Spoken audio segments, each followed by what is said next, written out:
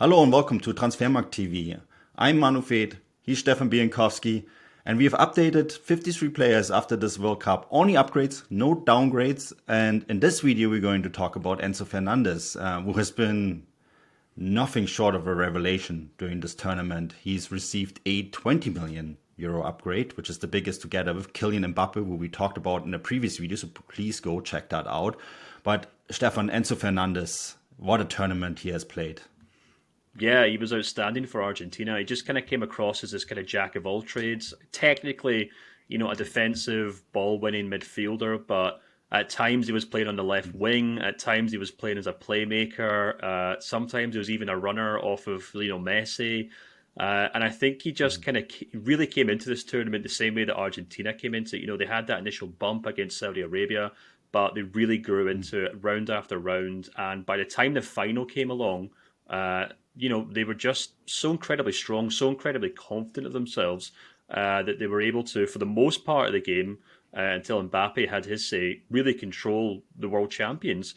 And I think Enzo Fernandez really characterised that really well. Of course, Lionel Messi is the headline act. He's the guy that everyone was kind of rooting for, if you were rooting for Argentina. But I think Enzo Fernandez really characterised that kind of Argentina side really, really well. And the fact that he, along with Mbappe, got the biggest upgrades in our market value upgrade, I think is entirely justified. Yeah, from 35 million euros to 55 million euros, which is a remarkable business for Benfica. They do it again. We looked on when he was signed initially by Benfica. You can actually look this up at Transfermarkt, right? You see the original market value during the time of the transfer together with the transfer fee, and the market value at the time was 15 million euros. He has more than tripled that. So Benfica do it again. They are just such a well-run club when it comes to finding talent like that, Stefan. They go to South America, they find these players out of nowhere. A remarkable run under German head coach Roger Schmidt as well at the moment. So Enzo Fernandez did not just impress at this World Cup, but really also leading up to the tournament already. And he was such a hot commodity going in. And it's really just clubs don't necessarily use the World Cup to scout players, but they definitely use it to kind of confirm what they've already scouted, right? And I think Enzo Fernandez very much, if any club had him on in the notebook, he very much confirmed anything that they have seen previously. And when you look at the rumor mill, the clubs that he's already linked to is Manchester United, Real Madrid, PSG, Liverpool. Liverpool is the club, 74% possibility of him signing there. I mean, Liverpool are looking for exactly that kind of midfielder at the moment, Stefan. And you just know that a club like that is going to spend 55 million euros easily. Oh, yeah. Yeah, I think, to be perfectly honest with you, I think maybe our market values are perhaps a little conservative if we consider the kind of bidding war that could end up playing out for this guy.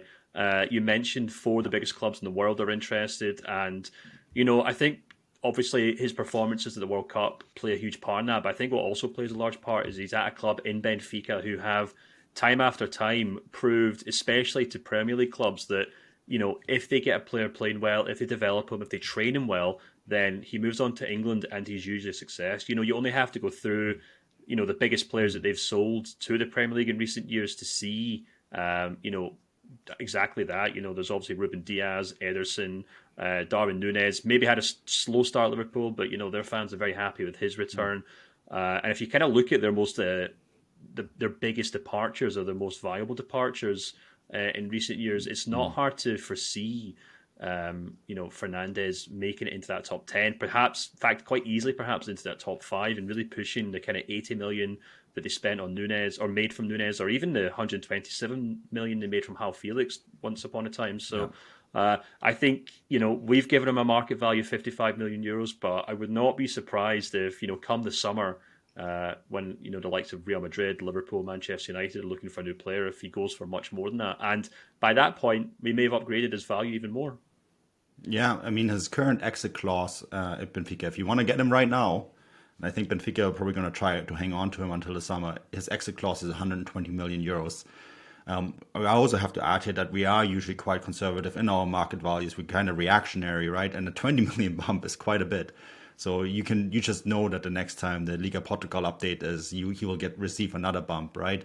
And this is how we usually do in our market values. Is you will never see a guy go from like 10 to 100 million euros. It's very rare. We rather have another in-between step, because we have seen it that we went up too high and then it didn't quite justify it. But in this case, I think, any bump that's coming after this will be very much justified, and he is a player to watch.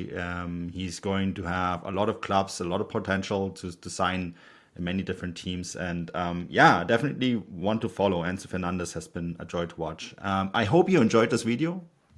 Please subscribe. We're going to have lots more content like that on our market value updates. Subscribe, please. Go to the homepage to transfermarkt.us.com.co.uk. Check out the market value update. You can read about all the players that we updated. You can see all the new market values and much more content. So please check that out as well. Until next time, goodbye.